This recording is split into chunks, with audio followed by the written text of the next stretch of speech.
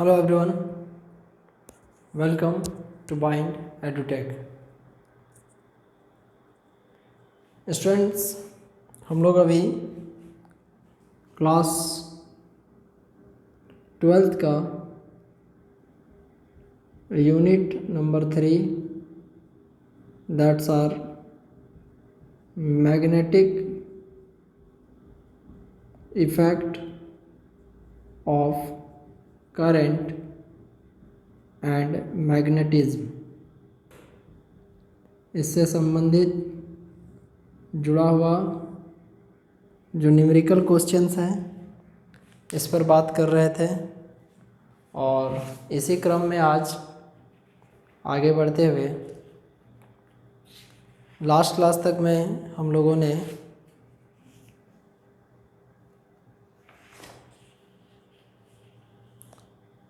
एक न्यूमेरिकल को देखा था और उसके बाद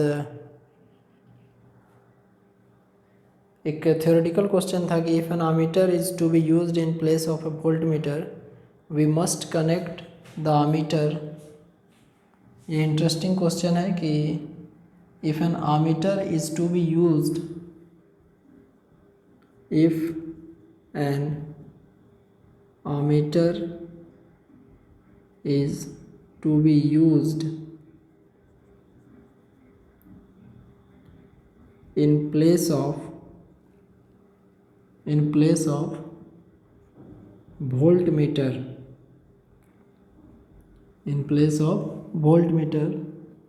then we must connect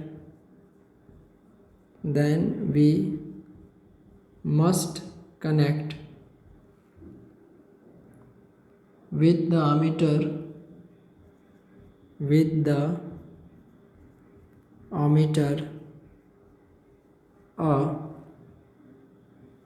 first है low resistance in parallel, second है लो रेसिस्टेंस इन सीरीज,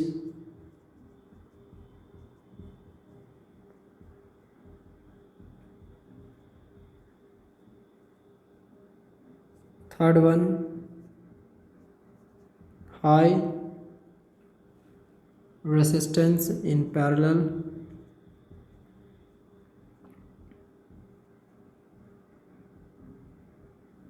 और एक और है high resistance in series.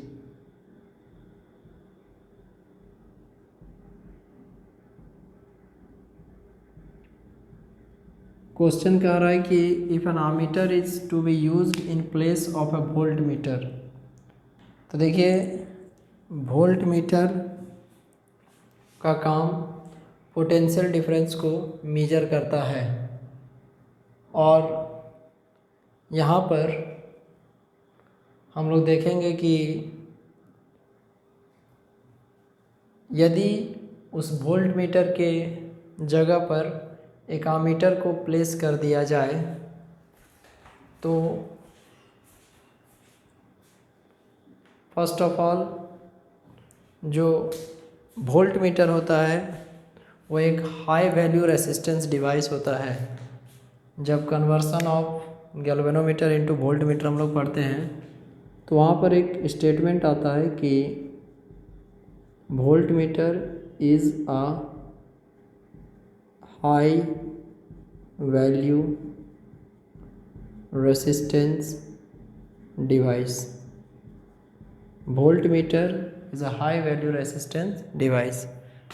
Volt meter एक ऐसा डिवाइस है जिसका वैल्यू हाई होता है। तो यदि वोल्ट मीटर की जगह आमीटर को प्लेस किए हैं तो आमीटर का जब हम लोग कन्वर्सन पढ़ते हैं कि conversion of galvanometer into ammeter, तो उस समय ammeter is a low value resistance device आता है। तो यदि हम लोग वोल्ट मीटर को रिप्लेस करके आमीटर डालना चाहें तो वहाँ पर आमीटर का भी रेसिस्टेंस हाई होना चाहिए। और आमीटर का रेसिस्टेंस हाई कैसे होगा? तो यहाँ पर देखिए पहला ऑप्शन दिया हुआ है कि लो रेसिस्टेंस इन पैरेलल। यदि आप जैसे ये कोई आमीटर है, इसके पैरेलल में एक छोटा वैल्यू का रेसिस्टेंस जोड़ देते हैं, लो वैल्यू का रेसिस्टेंस इन पैरेलल, तो पैरेलल कॉम्बिनेशन में जो इफ़ेक्टिव रेसिस्टेंस है वो और ज़्यादा डिक्रीज कर जाएगा, जबकि हमारा मेन उद्देश्य रेसिस्टेंस को बढ़ाना है, क्योंकि volt meter is a high value resistance device. यदि आप लो रेसिस्टेंस को सीरीज में जोड़ते हैं, suppose this is a ammeter and इसके सीरीज में, ये आमीटर है, इसके सीरीज में हम लोग एक वैल्यू को जोड़ देते हैं, जैसे रेसिस्टेंस आर है, तो सीरीज कॉम्बिनेशन में जब इसको जोड़ा जाएगा तो उस परिस्थिति में भी, उस कंडीशन में भी हम लोग रेसिस्टेंस तो बढ़ेगा लेकिन बहुत ज़्यादा हाई नहीं बढ़ेगा। रेसिस्टेंस बढ़ेगा लेकिन बहुत ज़्यादा हाई नहीं बढ़ेगा। थर्ड ऑप्शन है high resistance in parallel. Resistance तो बहुत ज़्यादा हाई कर दिया है लेकिन जोड़े हैं किस में? पैरेलल में। तो this is ammeter and this is a high value resistance which is connected in parallel। तो यदि आप पैरेलल में कनेक्ट किए हैं तो इफ़ेक्टिव रेसिस्टेंस 1/R1 + 1/R2, और उस कंडीशन में भी कितना भी हाई रहे वैल्यू जस्ट इन्वर्स होने के कारण घटेगा, मतलब इफ़ेक्टिव रेसिस्टेंस उस एक्सटेंट में नहीं बढ़ पाएगा। एक ऑप्शन है that's our high resistance in series. तो यदि हम लोग इस आमीटर के सीरीज में, यदि हम लोग इस आमीटर के सीरीज में एक हाई वैल्यू का रेसिस्टेंस जोड़ देते हैं तो जो इफ़ेक्टिव वैल्यू आएगा, जो इफ़ेक्टिव रेसिस्टेंस आएगा उसमें दो रेसिस्टेंस ऐड हो जाएगा, एक आमीटर का रेसिस्टेंस और एक जो ऑलरेडी था वो। इससे इसका रेसिस्टेंस बढ़ जाएगा, और जब वैल्यू बढ़ जाएगा तो उस कंडीशन में हम लोग देखेंगे कि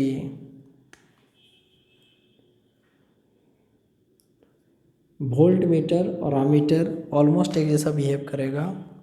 और मतलब क्वेश्चन में दिया हुआ है कि आमीटर को रिप्लेस करेंगे वोल्ट मीटर की जगह, मतलब ammeter as a voltmeter काम करना चाहिए, और वोल्ट मीटर का रेसिस्टेंस हाई होता है, तो इसका सही आंसर हो जाएगा high resistance in series.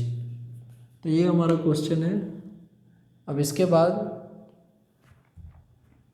Magnetic field due to a toroidal solenoid is independent of. Question है कि magnetic field due to a toroidal solenoid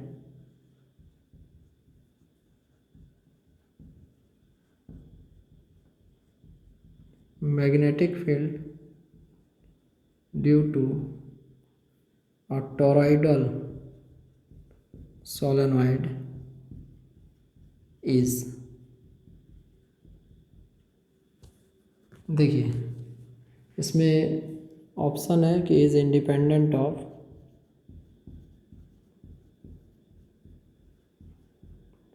first option current,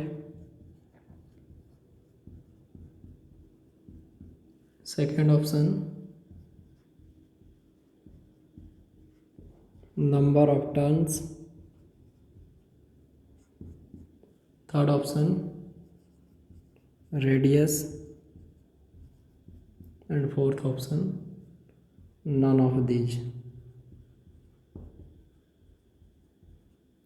देखिए इसमें से जो magnetic field due to a toroidal solenoid है वो इनमें से किस फिजिकल क्वांटिटी से इंडिपेंडेंट होता है। देखिए, किसी टॉरॉयडल सोलेनॉइड के कारण जब मैग्नेटिक फील्ड फाइंड किया जाता है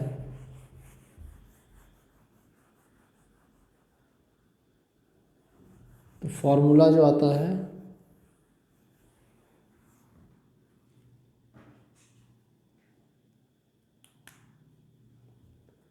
B is equal to mu naught n i. B is equal to mu naught n i. और इसमें आपको आप ऐसे लिख सकते हैं कि B is directly proportional to N, B is directly proportional to I।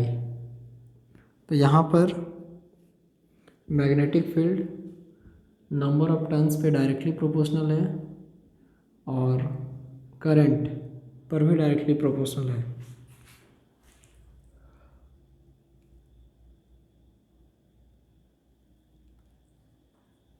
इसमें जो एक टर्म है रेडियस,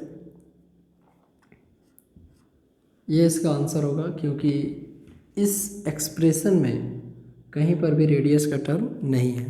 एक जो टर्म है म्यू नॉट वो एब्सोल्यूट मैग्नेटिक परमेबिलिटी को बताता है।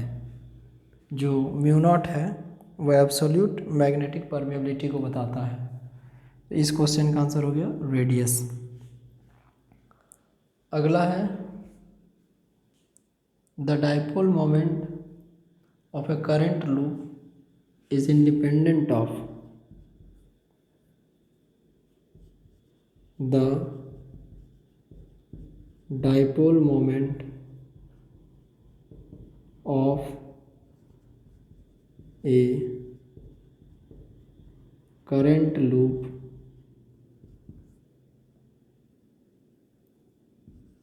is independent of the dipole moment of a current loop is independent of पहला करंट,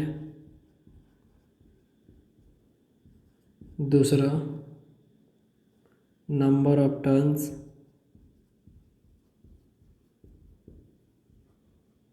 तीसरा area and fourth one magnetic field. तीसरा में है एरिया एंड फोर्थ वन में है मैग्नेटिक फील्ड। तो dipole moment of revolving electron के बारे हम लोग डिस्कशन कर चुके हैं।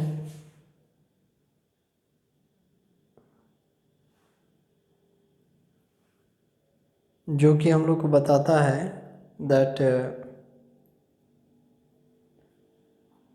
दैट कंडीशन में जब कोई इलेक्ट्रॉन न्यूक्लियस के चारों ओर रिवॉल्व करता है तो वो एक करंट लूप के जैसा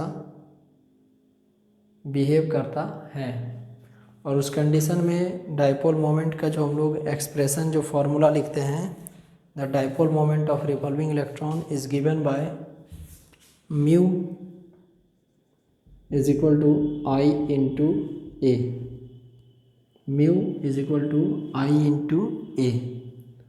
ऐसे भी जो डाइपोल मोमेंट होता है m, that's our qm into 12 और qm is the I D L into 12। ये मल्टीप्लाई हो जाएगा, इस फॉर्म में हम लोग लिख सकते हैं। तो डाइपोल मोमेंट डिपेंड करता है करंट पर, नंबर ऑफ टर्न्स पर तो करेगा ही, बिकॉज जितने ज़्यादा नंबर ऑफ टर्न्स होंगे उतने ज़्यादा वहाँ पर इंडक्शन होगा। एरिया पर भी डिपेंड करता है। किस पर डिपेंड नहीं करता है? तो मैग्नेटिक फील्ड पर। जिस मैग्नेटिक फील्ड में रखा गया है उस पर वो डिपेंड नहीं करता है। या ऐसे भी बोल सकते हैं कि मैग्नेटिक फील्ड का डाइपोल मोमेंट पर कोई भी इफेक्ट नहीं होता है। Next question. A cyclotron cannot be used to accelerate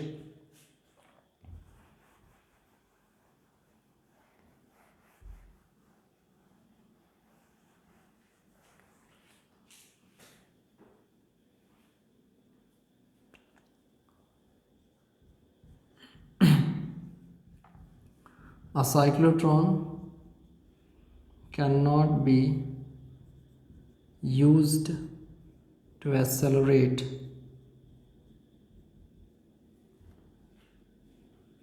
the first option है प्रोटॉन्स, आयंस, इलेक्ट्रॉन्स,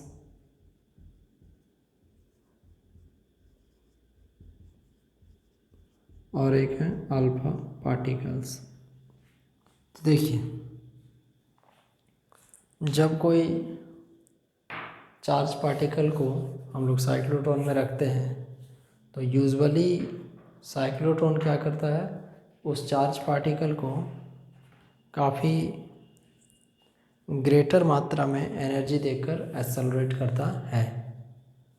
तो यूजुअली साइक्लोट्रॉन क्या है, एक पार्टिकल एक्सेलरेटर है और उसके मदद से हम लोग चार्ज पार्टिकल को एक्सेलरेट करवा सकते हैं। तो जब एक्सेलरेट करेगा और चार्ज पार्टिकल रिवॉल्व करेगा तो एट दैट टाइम उसका एनर्जी कितना होगा, क्योंकि उस एनर्जी के एक्सप्रेशन से हम लोग इस क्वेश्चन को सॉल्व कर सकते हैं। तो साइक्लोट्रॉन में डी शेप के जो डीज होते हैं, दो डीज मिला के एक ऑलमोस्ट सर्कुलर पाथ का फॉर्मेशन करते हैं। तो कुछ इस प्रकार से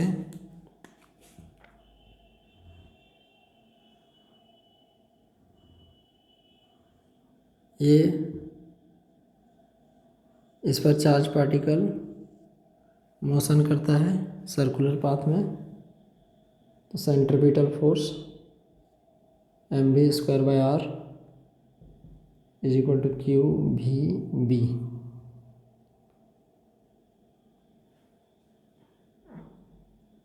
यहाँ से mv² लिख सकते हैं qvb इंटू r। अब यहाँ से जो फॉर्मूला होता है दैट मान लीजिए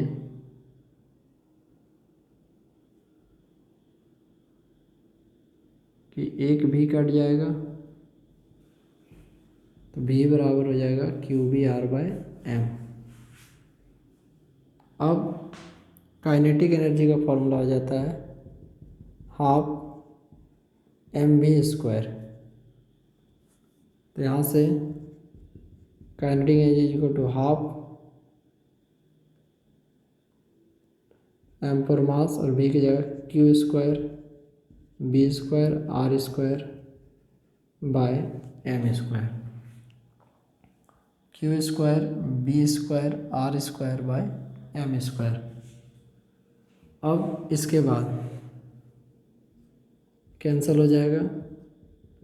काइनेटिक एनर्जी बराबर 1/2 q² b² r² bye m। अब यहाँ से जो एनर्जी है और मास है उसके बीच में उल्टा रिलेशन होगा। तो kinetic energy is inversely proportional to mass. Kinetic energy is inversely proportional to mass. Specially जो साइक्लोट्रॉन है उसको पॉजिटिव चार्ज पार्टिकल्स के लिए डिजाइन किया गया है। वैसे परिस्थिति में यदि उसमें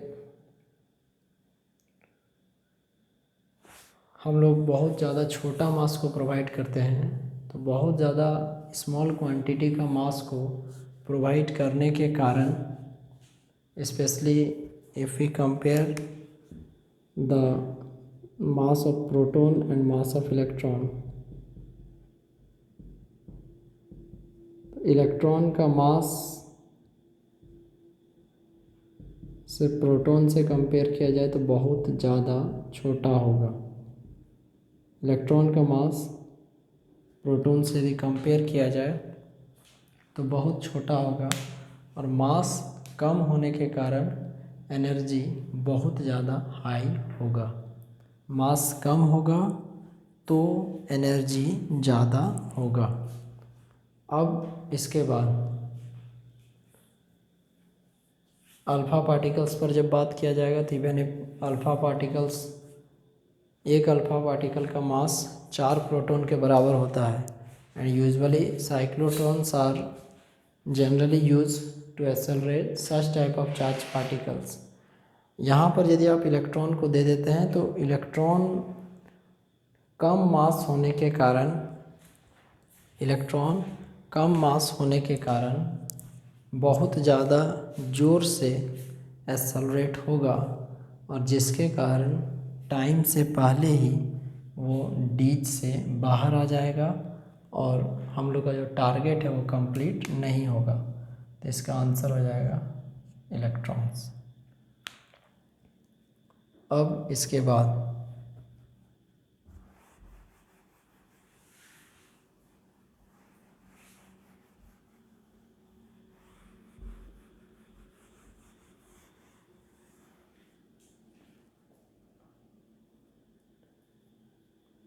a magnetic field exerts no force on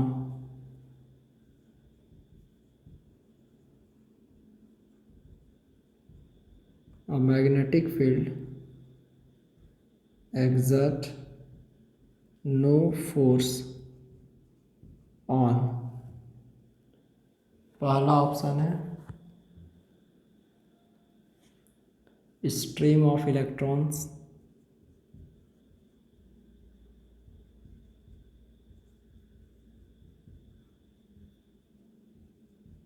second है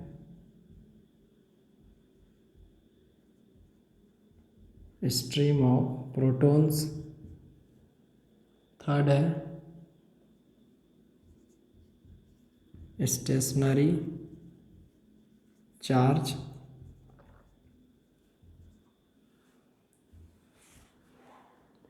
और फोर्थ में है अनमैग्नेटाइज्ड पीस ऑफ आयरन।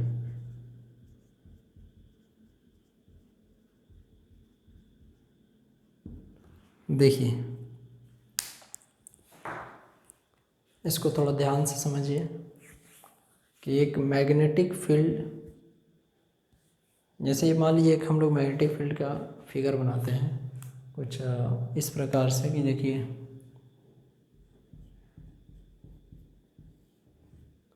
ये कोई प्लेन ऑफ पेपर है और इस पर हम लोगों ने मैग्नेटिक फील्ड ड्रॉ किया, और इन चारों क्वांटिटीज को एक एक करके इसके अंदर इंट्रोड्यूस करवाएंगे। तो हम लोग को बताना है कि इनमें से कौन ऐसा है जिस पर मैग्नेटिक फील्ड कोई भी फोर्स एग्जर्ट नहीं करेगा। तो जैसा कि हम लोग जानते हैं फोर्स का फार्मूला हो जाता है F = Q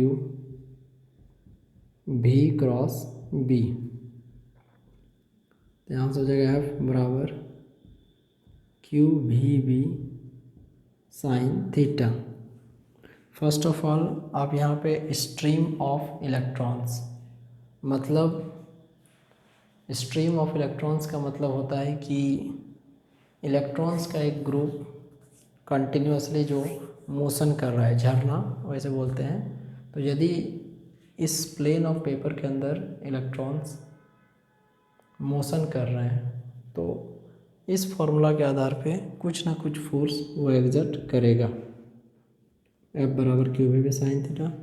अब चाहे तो इलेक्ट्रॉन हो चाहे तो प्रोटॉन हो, चाहे तो इलेक्ट्रॉन हो या प्रोटॉन हो, यदि प्रोटॉन का भी स्ट्रीम है तो उस परिस्थिति में magnetic field stream of protons पर फोर्स लगाएगा। बिकॉज अंतर बस इतना ही है यदि वेलोसिटी आपको कुछ ना कुछ तो रहेगा ही, पार्टिकुलर कुछ ना कुछ एंगल होगा ही, और इलेक्ट्रॉन्स रहेंगे तो चार्ज का जो वैल्यू है वो माइनस में रहेगा, और यदि प्रोटॉन रहेंगे तो वैल्यू प्लस में रहेगा। और इसके बाद एक है अनमैग्नेटाइज्ड पीस ऑफ आयरन। अभी इस पर बात करते हैं। यदि कोई अनमैग्नेटाइज्ड पीस ऑफ आयरन है, आइदर डायमैग्नेटिक, पैरामैग्नेटिक और फेरोमैग्नेटिक, तो ये प्रॉपर्टी होता है कि जब किसी मैग्नेटिक मटेरियल को मैग्नेटिक फील्ड में रखा जाता है तो according to their nature they will sets itself. जैसे डायामैग्नेटिक मटेरियल को जब आप मैग्नेटिक फील्ड में प्लेस करेंगे तो वो स्लोली अपने आप को परपेंडिकुलरली सेट कर लेगा along the direction of magnetic field, slowly sets itself perpendicular to the direction of propagation, to the direction of magnetic field। और यदि आप पैरामैग्नेटिक मटेरियल्स को रखते हैं तो वो slowly along the direction set होगा, और इस दौरान वो उस पर फोर्स लगाएगा। और यदि आप फेरोमैग्नेटिक सब्सटेंस को रखते हैं तो वो काफ़ी तेज़ी से फास्टली अपने आप को along the direction सेट करेगा। तो मतलब यदि कोई अनमैग्नेटाइज्ड पीस ऑफ आयरन है तो आयरन के अलावा भी कुछ दिया हो रह सकता है, बस मैग्नेटिक मटेरियल होना चाहिए तो उस पर फोर्स लगेगा। लेकिन यदि कोई स्टेशनरी चार्ज है तो for stationary charge velocity v बराबर 0, तो F बराबर क्यू वी बी में v के जगह 0 sine theta, F is equal to आ गया 0, F इज इक्वल टू आ गया 0। तो यहाँ से इस क्वेश्चन में पता चलता है कि यदि कोई स्टेशनरी चार्ज रहेगा तो उस पर मैग्नेटिक फील्ड कोई भी फोर्स एक्सर्ट नहीं करेगा। तो स्टूडेंट्स अभी हम लोग यहीं तक रखेंगे, एंड आगे की क्लास में इससे आगे बढ़ते हुए कुछ और डिफरेंट तरह के क्वेश्चंस को देखेंगे। कुछ वीडियो के बाद magnetic effect of current complete होगा, then after we will discuss about the magnetism. Okay students, then take care of yourself, thank you very much, bye.